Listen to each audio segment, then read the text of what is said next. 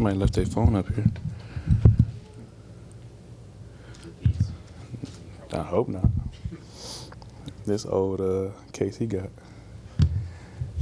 What's up with it? How many messages have you had to return since your franchise-setting mark on Sunday? Not that many.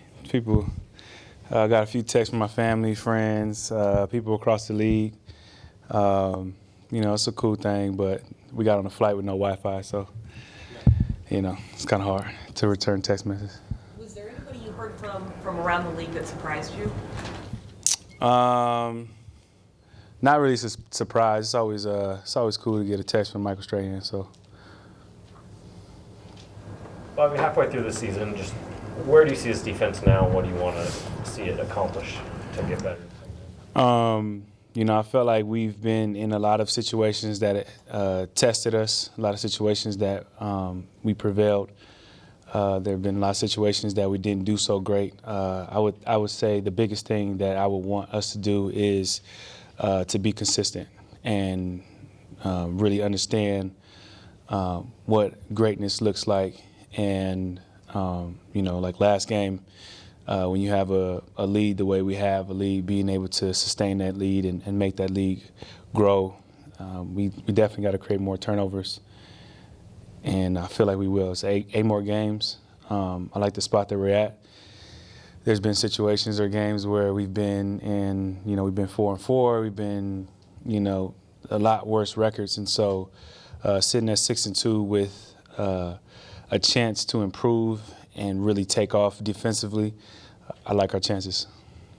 When you talk about understanding what greatness looks like, is that a matter of pointing out good things that have happened this year? Do you go back to other teams? How do you show that to guys who have not been with this team as long as you have?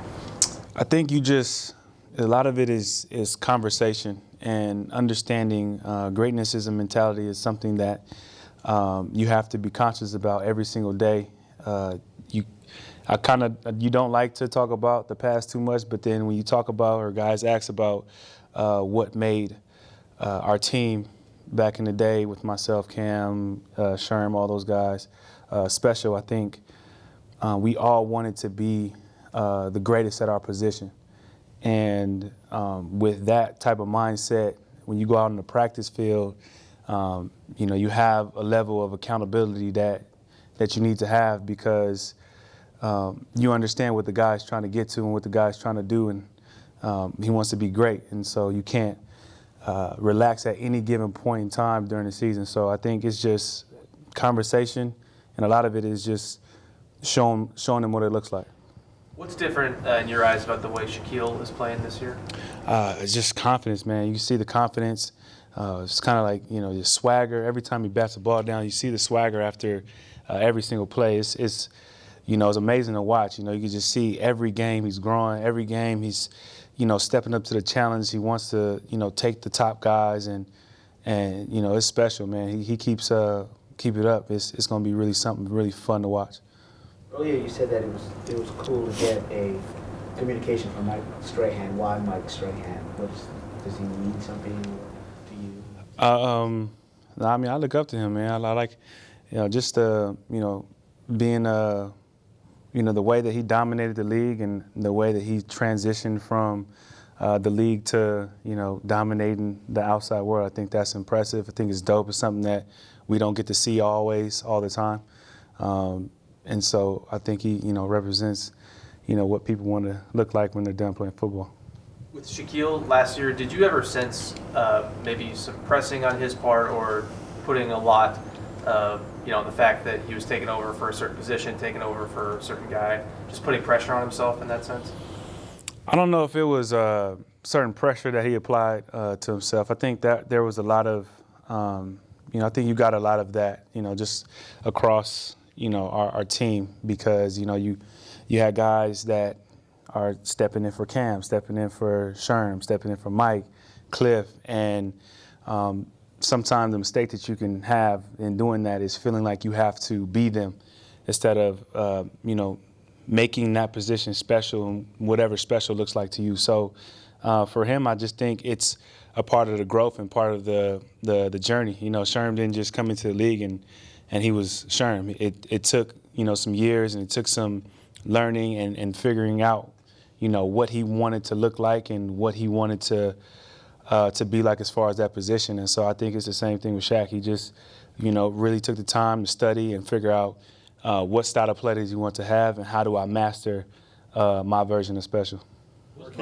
Bobby, Marquise looks like he's going to be starting his career now as a starter.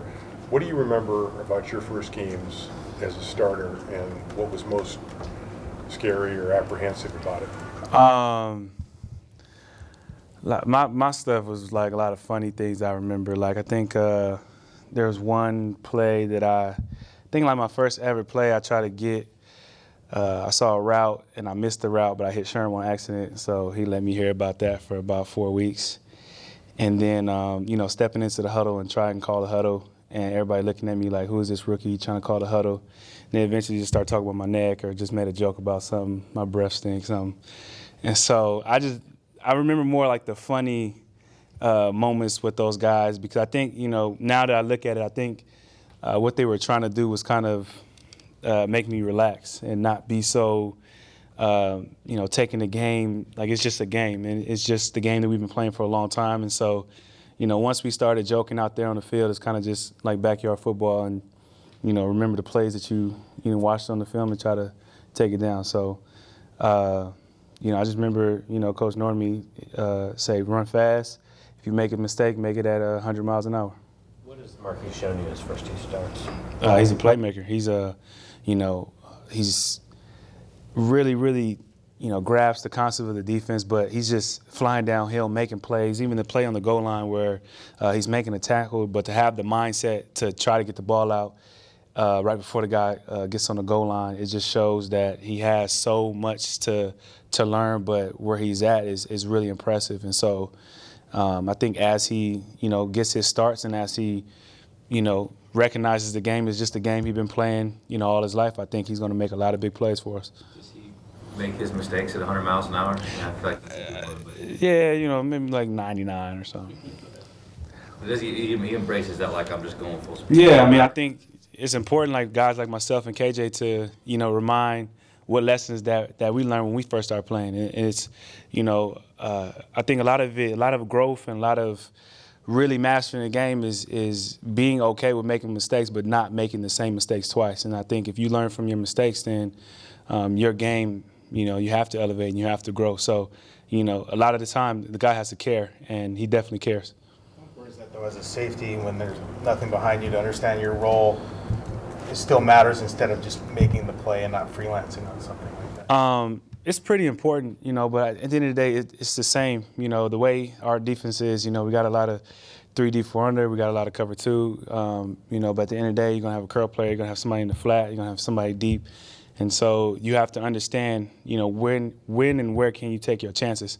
If you're a flat player, you understand you got people behind you that if you take a chance on a tackle and maybe miss, there's people behind you. But if you deep, that there is nobody behind you. So that's a situation where you may not take your chance. So I think it's just as you play and as you learn the defense, and the main thing is to learn where you take your chances and what defense, and it allows you to play fast.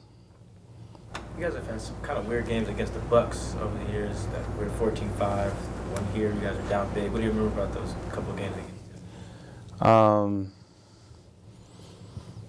Honestly, I don't really remember much. I remember the one where we were down like 21-0 and came back. That's the one I remember. Just they're gonna fight, and it don't matter what the score is, whether we're up, whether they're down, they're gonna fight.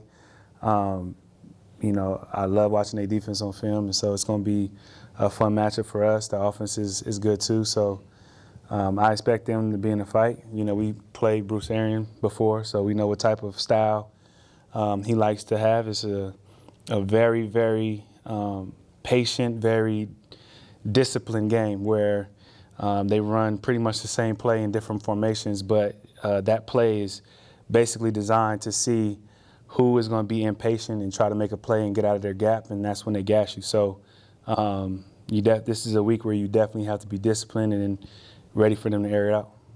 Sorry, go ahead. Arians told us that it's taken a while to get that system ingrained in them. Does it look on film like Arizona's teams of his?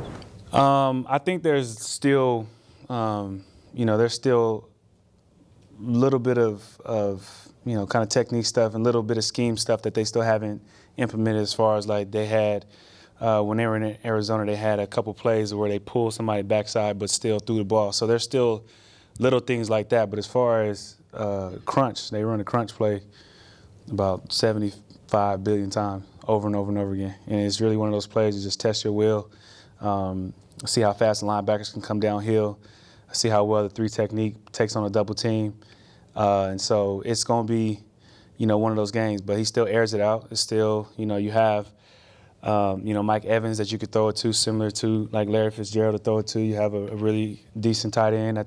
And so it's, you got the run game. You got the quarterback that's willing to throw it up to the receivers to give them an opportunity. So there's still, I'm pretty sure there's still a couple of plays that they're hiding. Then we'll probably be the team that they'll, show them. You grew up and lived away from where the fires normally are, right? Or does that ever affect your family or friends of yours? It has not. It's affected some of my friends, but they've been able to get away for the most part. Anything else? Appreciate you guys.